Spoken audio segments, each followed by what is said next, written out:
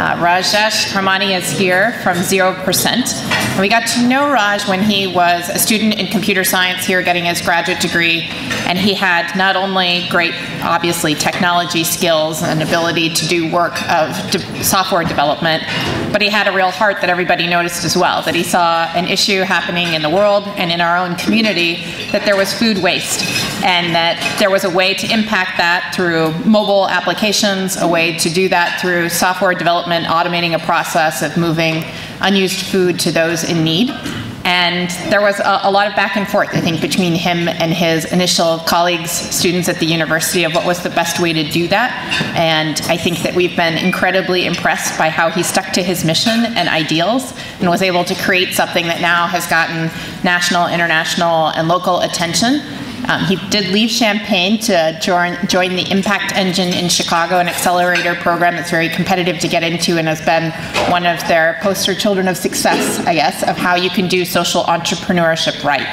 So we're welcoming him back, excited that he's here to share his story with you of what's happened since he was just an idea here. I'll also alert you before we get into Rajesh's program that if you're wondering why there are people scattered throughout the conference center of various different types, there happens to be a mobility conference happening here today as well. Nothing to do with mobile application development, a different kind of mobility. And if you haven't noticed, the newly elected Governor Rauner is here today speaking at 1 o'clock, so just in a few minutes. So if you've seen people walking around for those events, just alerting you there's been a little bit of confusion. But we're excited that this is not a political event and not one about having to have protesters on one side and supporters on another. We hope that everybody's in support of the idea of mobility, mobile applications, and technology as an innovation game changer for us through that delivery system. So give a warm round of applause for Rajesh as we welcome him back to Champaign.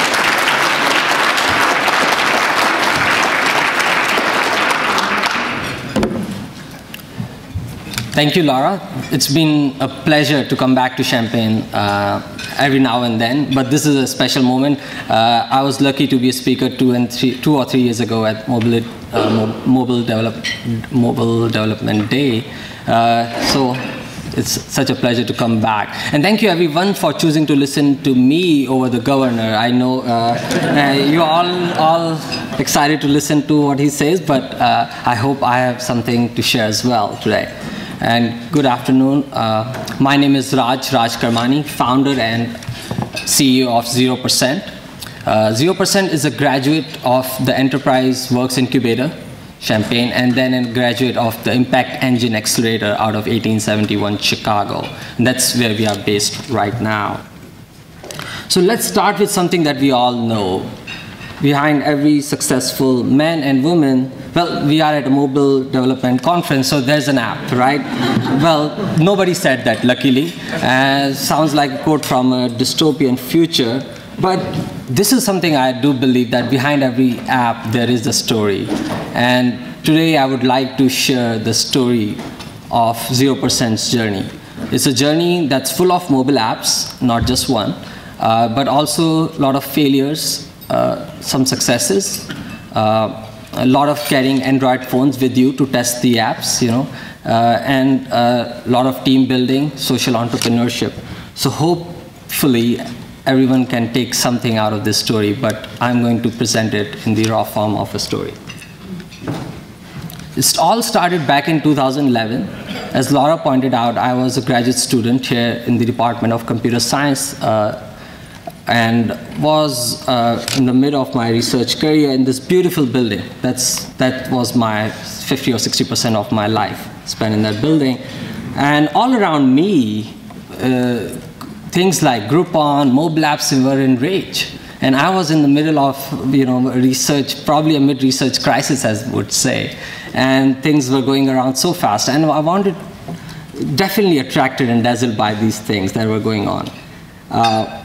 But during that mid-research crisis, if you would say, I came across this statistic that 30 to 40% of the food that's produced in the world and in the United States goes to waste, never gets eaten.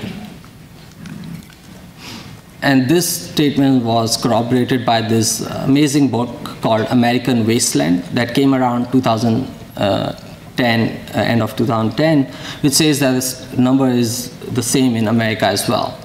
We waste a lot of food, and there's so many complex reasons. When I came across this statistic, a light bulb went off for me. I thought I could create a mobile app that would combine Groupon and mobile app, offer 30 to 40 or 50% discount on any unsold food at the end of the day at restaurants. And I'm in a student town, and students who are looking for that next cheap meal or sandwich or food item would look those deals up and go to those restaurants. So I came up with this idea that would combine Groupon and mobile apps and plus my dabble into solving this problem. So we created this first mobile app. We wanted it to be both Android and iOS, so we used something called Titanium Accelerator that gives you a simple mobile app, but gives you two binaries, one for Android, one for iOS, connected with the backend on Amazon AWS. So we didn't just stop at mobile app. We thought, okay, let's put a big TV screen. So we rented a space inside a shop on Green Street, a corner store, and put a live TV screen, a 40-inch TV screen that would play these deals live as shoppers walk by and would look up those deals and walk to those restaurants where the deal is available. For me, this was like perfect. There's excess food, there's mobile, real-time deals, and students are looking for deals. The world cannot get better than that. And my dreams were to compete with Groupon and be this amazing company and compete with Groupon. But the reality is Groupon is a $6 billion company, and here I am only $5.9 billion behind. So that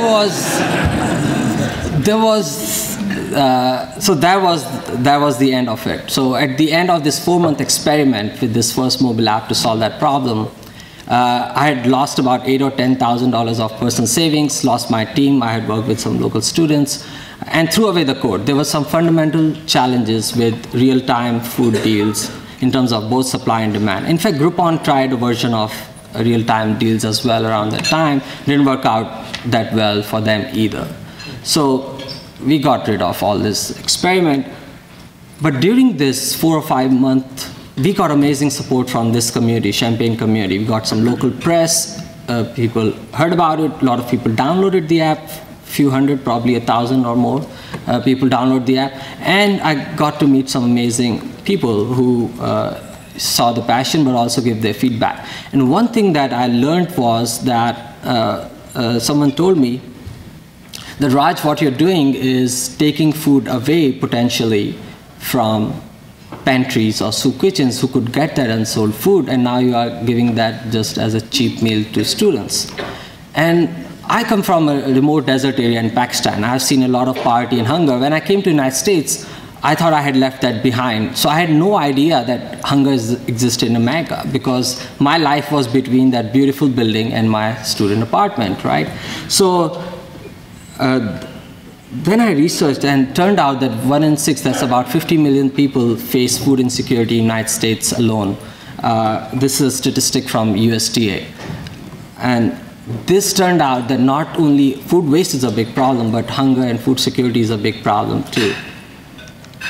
And people are having to make tough choices between buying food or buying meal for their family, or paying bills, or filling gas in their car, or sometimes paying the medical bills which are necessary. And on the other hand, $22 billion worth of edible good food is thrown away at retail each year. And EPA, Environmental Protection Agency, has been trying to raise awareness around this issue. They want to prevent food waste. Prevention is one, but donating the unsold food to hungry people is the next best step to reduce food waste. And I asked myself, if there's so much surplus food and there's so much need, why isn't someone doing anything about it? There has to be something going on.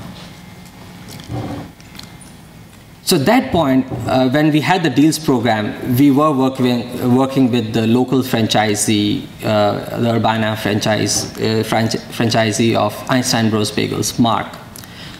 So I asked Mark, what does he do with his unsold food when he's not putting in those deals? And he said he had been throwing them away. Mark, being very conscientious, actually tried donating food.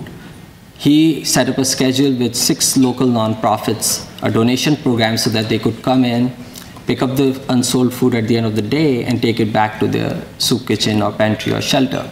But turned out no nonprofit would ever commit to pick up on the weekends. And even on days when there was a scheduled pickup, if a nonprofit did not have that volunteer or did not have need for that product or that quantity, would not show up. And this was very frustrating for Mark because he was putting in his time and emotion and his staffs to pack and set aside that food that he thought was going to good use. So he had been trying to donate, but could not. And this is not just Mark's story. We heard the same story at many other places in Champaign and in Chicago, that setting up scheduled donations and hoping and praying that nonprofits would come and pick up was not working out so well. And I thought technology and online marketplaces have done a really good job of connecting supply and demand, and how we could take our original premise of reducing food waste, but just now focus on donations. So I went back to Mark with another simple app that would allow him to simply say what does he have and when would he like it to be picked up.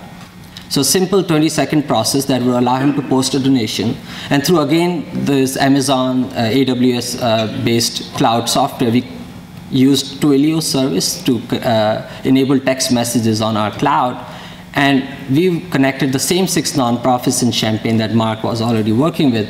And now, every time Mark posted a donation, the first nonprofit would get a text message, a Mission Impossible-like text message. Your mission, should you choose to accept it, is to pick sandwiches or wraps between 5 and 6. If nonprofit needed that product, they could say yes. But if they did not, they did not need the product, they could reply no, and the text would go to the next nonprofit. If that nonprofit did not have a volunteer or staff available to pick up, they would reply no and would move to the next one until we find someone that replies yes. So in this way, we kind of did this auto dialer with auto texting using cloud, mobile app on one side, texting on the other side. Natural question was, why didn't we have mobile apps on the other side, on the nonprofit end? And we spoke with, I met with all those 6 nonprofits and their staff and volunteers. Turned out, at that point in 2012, early 2012, did not have mobile apps, but even when there were mobile apps or smartphones, this was a slightly different demographic, not so tech savvy, still quite a bit of navigation to handle mobile apps and reply there. However, all of them were very adept at replying to text messages. Some of these volunteers were 60 or 70 years old. They would happily reply to their grandkids using text messages. So turned out this was a very natural solution to have mobile app on one side and text messaging on the other side. So this was a beautiful solution that I was very proud of, that solved a problem at one store. Eventually, we signed up a catering company, the Strawberry Fields store, some other restaurants, and also the University of Illinois dining service. So very proud of it when. But it was still, I was still in grad school. This was a cool side project. There was no business model around it. This was just a side project that I was happy about and was making an impact. Come 2013, I was about ready to graduate. And with this new, innovative, cool hack, we did make an impact and got some mention, got a neat mention in Washington Post article. And that article resulted in some inbound emails, and a national nonprofit reached out from Chicago. And they said, we want to try your platform in many communities across the country. So they licensed the platform and rolled it out in many different communities. For me, it was just seeing the expansion of the impact of what I had created in a small way to see and become big, right, and make a bigger impact. And I was happy to partner with that nonprofit. But that nonprofit wanted to license it and pay for it. If they were going to pay for it, I was going to take it. So, at that point, it turned out that it turned from a cool project into a company. They were going to pay, so I started up an LLC. So that was the first big moment when I said, okay, this is not just champagne problem. I can actually make a bigger impact, because if someone with such a deep understanding of hunger relief and food waste is looking for a solution that I can create with my unique skills and technology, then I could make a bigger and bigger dent. At that point when I graduated, instead of looking for a job, I applied to become a member of Enterprise Works. We set up a shop there and started building the platform for that nonprofit. While being at Enterprise Works, I also received an email one day about Impact Engine Accelerator in Chicago. That was the first time I had heard about it. So I also applied for Impact Engine Accelerator in 2013 spring. So and I had already graduated. They had received 300 applications that year. Didn't know what's going to happen. But by June or July, we received an interview call from Impact Engine. So Impact Engine is an accelerator that is focused on technology startups or startups that have a business model but have a societal or environmental mission built into them. So their core operations have an impact but also generate revenue and be profitable, hopefully. They are not looking for buy one, give one, or we will donate 15%. They want something that has a core mission. And we fit right into that, because if you think about it, food waste not only has a societal impact, but also has an environmental impact. A lot of resource goes into producing food, and then a lot of resources go into disposing food that's not eaten. So there's an environmental impact. So got very excited when I was shortlisted for the interview in July, and I was still in Champaign. So there is this little story about one big reason why we got selected. So I was still in Champaign. The interview was scheduled for 9 a.m. And I told them, I'm in Champaign and 9 a.m. is too early probably, so we'll just do a Skype call or a Google Hangout and we'll just do the interview that way. That morning, 6 a.m., I probably couldn't sleep that well, I think. By 6 a.m. I was fully awake and I started to drive to Chicago. So that day I arrived at Chicago there was a lot of traffic. 9 a.m. I was hitting the morning traffic. So reached there by 9 a.m. By 9:05 I was at Merchandise Mart in 1871. I said, sorry, I'm late. You're looking for me on the Google Hangout, but I'm here. And I was wearing a suit and everyone there was in t-shirt and jeans. So it was a little awkward, but they definitely saw the passion. And I was being interviewed by the founder of Open Table, Chuck Templeton, who is the managing director of Impact Engine, and then two social entrepreneurship professors from Kellogg. And that interview went well. And we got selected as one of the 8 startups of their second batch in 2013 out of 300 applicants. So acceptance into that accelerator comes with few dollars, like $25,000 and a 4-month programming. So that program started in September 2013.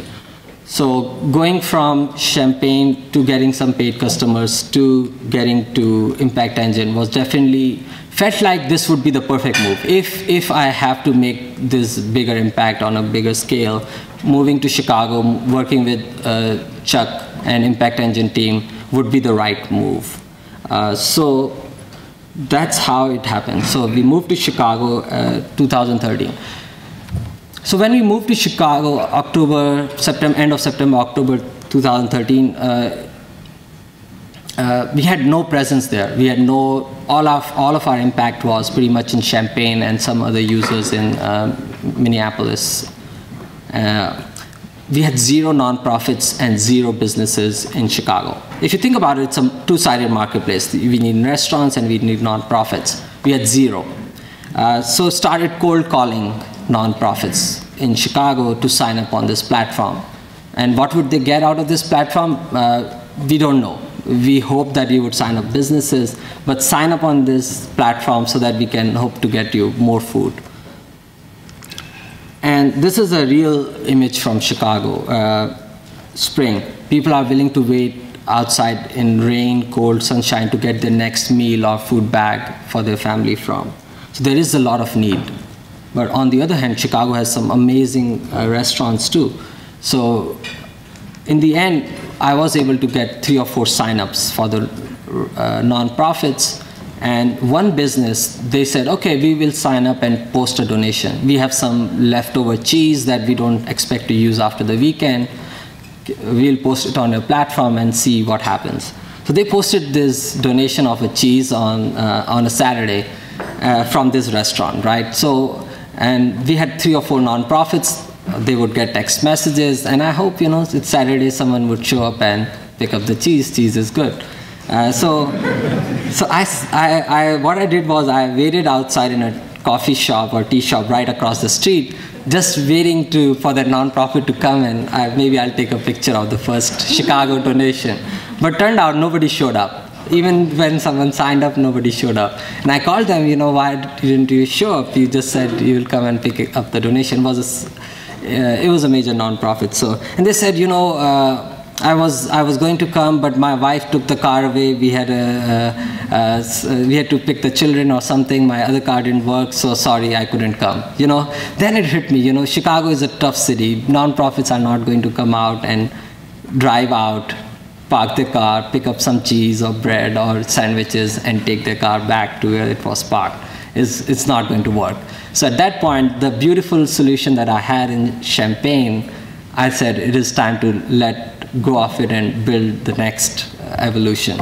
So then I spoke with a lot of restaurants, a lot of nonprofits, and we had to really create a simple solution that just works. And this mobile real-time is not going to make the cut for Chicago. So simple solution was for businesses to just identify donatable food and pack and set it aside at a preset scheduled time. And we would work with nonprofits to make sure that somebody's coming in and picking up at a convenient pre-scheduled time. So no real time, everything has to be preset. This is the solution we went with. And now at Impact Engine, we do learn a lot about entrepreneurship. The best thing about going through an accelerator as a first-time entrepreneur is that you know things that you did not know you should know about. So I was a computer science major with a lot of passion and for this problem, but I did not know that you have to think about sales, marketing, design, technology in a broader way. Lean principles, MVPs, and all that. So learned all of that. And at that point, when we had to create this new platform, we wanted to deliver an MVP or minimum viable product with a concierge level experience, means a lot of hand holding through the process, so that once we know that the solution works, then we automate parts of it. So we started working with very small group of restaurants and nonprofits, building this solution that would deliver food at preset times. And once we had that solution working with a small group of partners, then we wanted to build the technology to scale it. So we built a routing and solution, basically a matching and moving platform. What it does is matches a lot of nonprofits and a lot of donors across schedules, across products, across times, and then creates these routes that are then made available to nonprofits and their volunteers to execute and pick up the food from those places and bring back to the nonprofit. Now these routes can be done by the nonprofits themselves, or they can be done by their volunteers, or they can be done by any other paid rescue service or delivery service.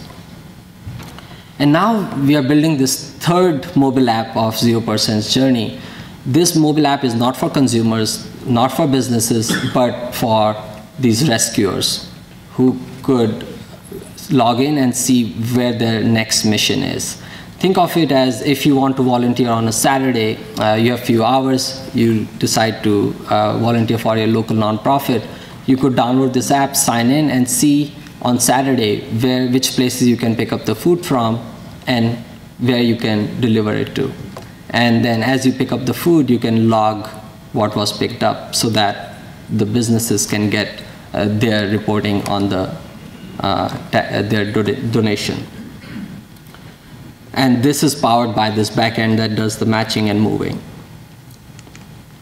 We also raised, post Impact Engine, we raised a new round of investment from some angels in Chicago, more than $200,000. And for those investors, of course, they're investing money in social enterprises, so profit is definitely one of their goals. But one cool perk is that they can go on these rescue routes and take these cool selfies. But in terms of business model, what we went after is to offer businesses a platform where they can download the data for their donations. So a restaurant manager, which has grown to 5 or 6 locations or more, may not have a clear idea of what their shrink or waste is from each of their locations. When these rescuers are going in, they are logging the food into the mobile app. It presents, the web dashboard presents the data in the form of usage and statistics on how your food is being donated, to what nonprofits going. But also, when you donate food, instead of throwing it away, you get an enhanced tax deduction from the IRS. So if you throw it away, you can write off the cost, but if you donate it, you can write off up to twice the cost. So there was this direct return for using this service for many businesses. Not every business is eligible, but most are. So that's the business model we want to go after, to present data platform to businesses and charge them a fee. So if you think about it, if we are going to a restaurant, we are saying, donate the food, but also give us money. So, well, why should we give the money? Then we have to, offer a value in terms of the data. So this is the business model, and this is a snapshot of the dashboard that the restaurant businesses can see when after they're donating the food. They can see the impact, but they can also see charts and graphs of where they have been donating, what products are these, how they can do better. And in all, this platform has tracked more than 420,000 meals. So a meal is about 1.2 pounds. So we have hit 500,000 pounds roughly at this point, at 98% pickup rate. A pickup rate which provides a consistent, great experience to both the nonprofits as well as the businesses. Every time they post a donation, it's picked up. I'm very proud to be working with some great names. We started out in Urbana-Champaign with Einstein Bagels. The big achievement was to get the University of Illinois Dining Service, my own alma mater, to be on this platform. All 7 dining halls are donating for the last 2 years. ISR and FAR, all of them. So it's very exciting to see that impact. But when we moved to Chicago, we started working with Soprafina, Henna's Pretzel, and recently with names such as Italy, the big Italian emporium/museum, the Signature Room up on the 95th floor, Publican from One-Off Hospitality, Illuminatis, and also worked with more than 40 nonprofits, so about 70 or 80 businesses and more than 40 nonprofits in the Chicago area. And this has been about in 1 year. We went from 0 nonprofits, 0 donors to 70 or 80 businesses and 40 nonprofits. So recently, the city of Chicago sent an email out to all the member nonprofits about this platform. So we saw a big uptick in the demand side on the nonprofits. So our work is really cut out to get more and more donors to meet this need, especially that grows in the winter months. And Chicago has been as supportive as Champaign, so very, very happy to make Illinois and Chicago our home. Recently won an award at the Illinois Technology Association City Lights Award, and was happy to see a lot of familiar faces from Champaign Drive up there. But that was a great recognition for not only the technology, but also the business model, that how we are trying to solve a problem using innovation in business. So now the journey in pictures, we go up all the way to the 95th floor to rescue food, but sometimes 2 floors down into the basement to rescue food from some vending machines. Recently, we started working with the Goose Island catering and pub business, so they named a beer called they brewed a beer called 0%. Of course, with the caveat that there is more than 0% alcohol in it, so it's a real beer. And it was delicious, so I think it should be on the tap for the next 2 or 3 weeks. So if you are up there in Chicago, definitely try that out. And if you're in Italy, the big emporium in River North, you should see a permanent sign commemorating our 1-year partnership with them on the 2nd floor. Want to create a great experience where businesses that are really conscious, their staff is conscious, their employees are conscious, are very happy about seeing that their food is not going to waste, or is helping someone in the community. But they don't have to do the guesswork about it. It's already a lot of commitment to package and set aside. We do the matching and moving. But on the nonprofits, we really want to create an impact. We don't want to create yet another charity that drops off unwanted food. We want to create value. We want to create value all the way. So for nonprofits, our goal is we want to bring more food, better food at low or zero cost. Nonprofits are not looking for junk food anymore. They are looking for produce, nutritious food, proteins, dairy. They are as conscious about obesity issues. And obesity is not the complement of hunger. Obesity goes with the hunger, because if you have $1 to get your next meal from, you can still get calories in the United States, but you may not get a meal for that $1. So, and that results in obesity problems. So luckily this country has done a great job that nobody's starving here. And that's not true of many other countries, including my own, including my previous country. But we still have a way to go to provide nutritious food, and we believe that access food has that capacity to bridge the gap between nutrition and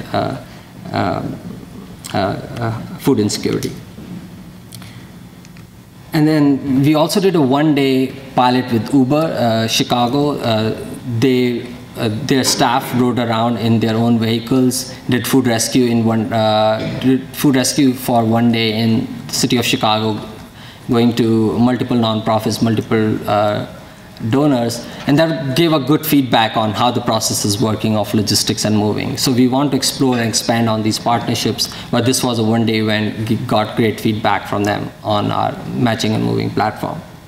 But going back to Champaign, very, very proud to say that University of Illinois has so far donated 15,000 pounds of food from these 7 dining halls through the app, and have been very gracious to recognize this partnership using these napkin holders, which talk about their commitment to doing good to the community and the environment through a partnership with 0%. So to summarize, 0% is meaning to be a platform that will make an impact by reducing food waste and connecting great food with the need in the local communities. And mobile apps are part of the solution. They are just an important piece of the puzzle. They make it really seamless for the process, but they are not a silver bullet in themselves. There goes a lot. Every mobile app has a story, as I said. And this is a story of a social enterprise that wants to make an impact, but also create value for everyone. We are not ignoring the nonprofits. We are not creating unwanted food there, as I said, but also looking at businesses, how can we self-sustain this and not rely on fundraising donations, but create a model that scales and is profitable. So thank you everyone for listening to the story. My name is Raj again. This is 0%. Before I end, I want to share a cool video that goes back to show our Illini pride.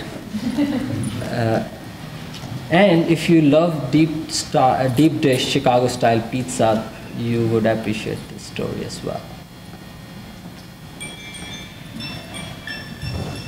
When I graduated from the University of Illinois with a PhD in computer science, I knew I was going to have a career in technology.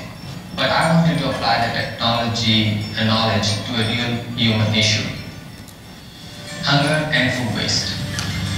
So I co-founded 0%, where I'm taking megabytes and creating food bites. 0% is an online food donation platform that connects great surplus food with nonprofit partners feeding people in need. Since 2012, we've donated 334,000 meals to the hungry. Now that we have the 0% platform, we know that any excess food is going to go into the community. Looking back at my time at Illinois studying computer science, and now knowing that I'm using that knowledge to feed the hungry is unbelievable. Thank you very much. I appreciate your time.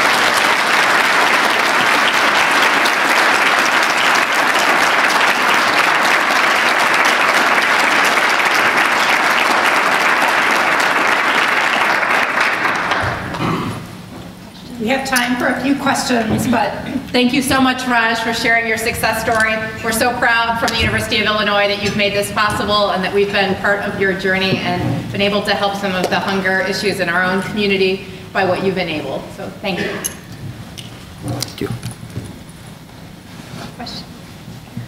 Yeah, can you talk a little bit more about your revenue model? I wasn't clear whether you're sharing in this tax benefit or whether you're charging a monthly fee. How's that working? It is a mix. As a startup, we are also figuring it out as we go, but it is a mix as of now. For small businesses, it is a flat monthly fee to make it really simple. And for bigger businesses, bigger corporations, we want to charge a commission based on their net tax savings, a percentage of. So you have a way of calculating that on their behalf? Is that how that would work? We would be able to do it, but it would scale it better if we do it for a bigger corporation. So that if you invest in the calculation first time, we can scale it across locations. Sure. So that is why a percentage of that. But for small businesses, we don't look at your books. We only want a flat fee.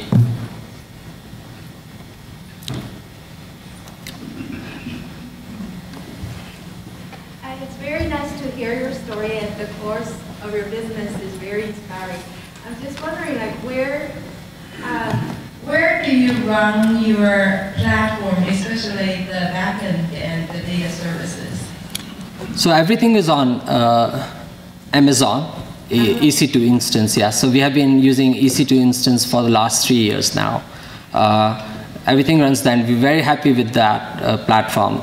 They have expanded their set of services that are available, great tools to scale it. You can integrate email, database, and everything.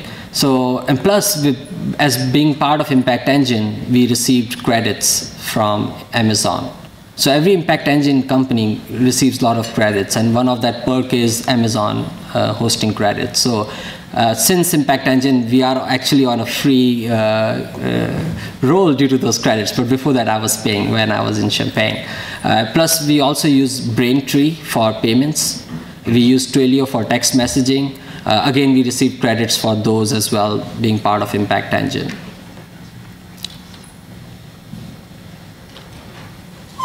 How do you relate to the Greater Chicago Food Depository? Because my understanding is that they also take perishable food donations. They do. Typically, they take large volumes, and they take perishable produce. So our focus is more prepared foods and smaller volumes. So a restaurant like Signature Room, where it's harder to get income and get out, may only have 20, 30 pounds. So we don't have a minimum. We can take prepared foods. But think of it as direct distribution platform. So we don't take it to a warehouse. We don't need refrigerator. Within 2 hours, which is the FDA limit, we take it directly to a soup kitchen, shelter, pantry, where it's served the same day or the next day. And smaller quantities, because we can make it really hyper-local, use smaller vehicles to make it really efficient. And then have technology as the driver of matching and moving very quickly locally. Is there a partnership opportunity with them then? We speak with them. Actually, we speak with them on ongoing basis. When we had no nonprofits in Chicago, I reached out to them to make some connections. I'm also applying to be on their associate board.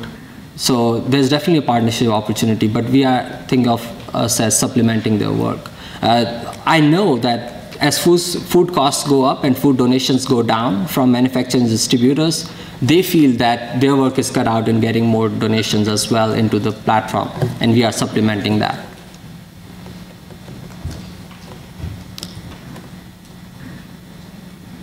Okay, in the back. No, go ahead. Okay, Mobile Development Day, I would say that a lot of emphasis would probably be placed on the mobile component and making that as user-friendly as possible. So it seems that when you initially released your mobile app, you went with a cross-platform hybrid approach to kind of speed of development perhaps. So have you stuck with that model, or have you kind of delved into native development? Great question. Yeah. Great question. So our first app was Titanium and Accelerator. For the second one, I knew that the app that you now see with the matching and moving, Titanium was not going to do a good job. So we moved to PhoneGap Cordova. It's not native yet, but PhoneGap is much better platform than Titanium. So we are seeing that we can scale and keep the user experience really smooth with PhoneGap/Cordova. As of now, Angular at the front end, and again Node.js at the back end, hosting everything on Amazon and Heroku. So yes, definitely moved on from Titanium. Not happy with their experience going forward. Native, if we really get into some, there is a long roadmap ahead. I think it is a question you have to ask every now and then. When are you going to invest that time and resources into it? And a lot of tech platforms, they reinvent every 2 or 3 years. They just redo, and we may redo that again in 2 years.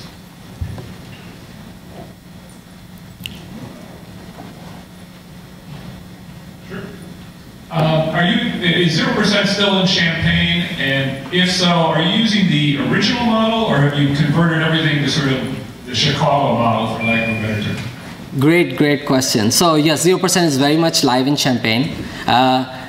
Everything, Einstein Bagels, when we started working with Mark, he had 1 store. Now he has 3 stores. So every day, all 3 stores are posting donations. So kudos to Mark and his team. University of Illinois is posting donations. So it's very much live, but in the old model. Plus, we are not actively seeking new donors here just because of the lack of resources here. But if new donors sign up, we support them here. But Chicago is a model that we want to take it to other cities. So by spring and summer, we actually, 3 months ago, we started working with an international food service company that has hundreds of accounts across the country. And they are calling us every week from the headquarters in Charlotte to be in those other cities that they have food service operations in. So we are just looking at Chicago as a community, as a model to build up and scale and learn everything, build everything before we take it elsewhere. And we believe that late spring, early summer is the right time when we will start focusing on new communities. Thank you. We're going to move into our next breakout sessions. Thank you, Rajesh.